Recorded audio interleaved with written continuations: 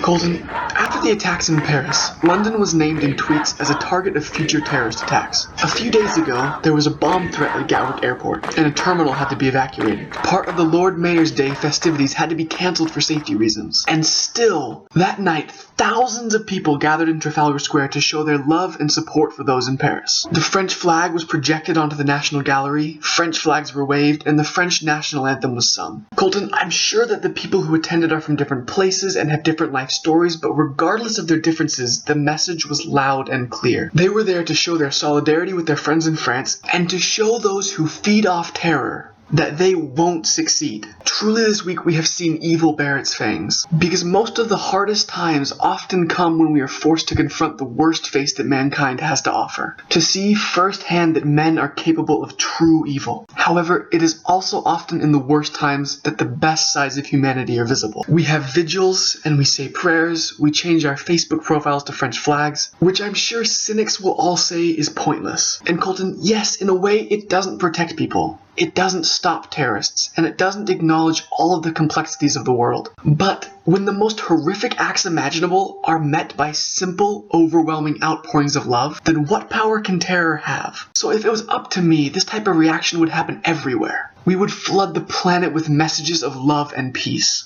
We would make it undeniably clear that these terrorists' message has backfired. That by attacking freedom and destroying peace, you only embed those principles deeper into the people who are committed to them. A people who believe that freedom, unity, and peace are not just words, but are a cause. A rallying cry that is worth supporting. Colton, I pray that these types of attacks will fade into memory and become the property of the past. But I fear that that day is a dream that the near future will not see come true. But no matter what happens, our response must be the same. The world has seen evil before, the world will see evil again. But if the past is a source to be trusted, we know that evil men will always fail. Colton, the march of human progress has been slow and difficult, and we have stumbled countless times, but we have to believe that it is moving towards a future that is ever more free and more prosperous. Never has there been a time when so many people have had so much to be grateful for. And despite the diligent efforts of evil men, that goodness will only continue to increase. That march of progress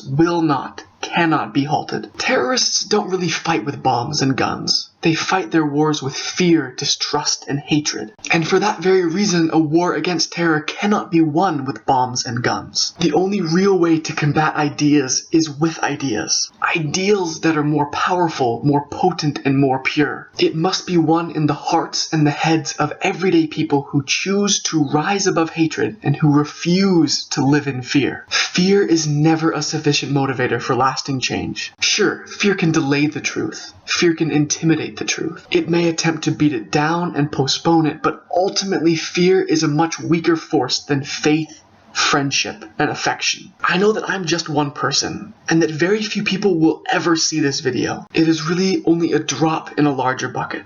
But enough drops and enough buckets make an ocean. You see, Colton, to me, this war of ideas is not about fame or publicity, but it is about volume. And I love the volume of support that is being expressed. Yes, there are other tragedies going on. And yes, we can be more supportive of others around the world. But anytime enough of us can show love and unity, that is a victory. So share your thoughts, share your support, share your love, share your pictures and your videos, and help to remind the world that terror will not win.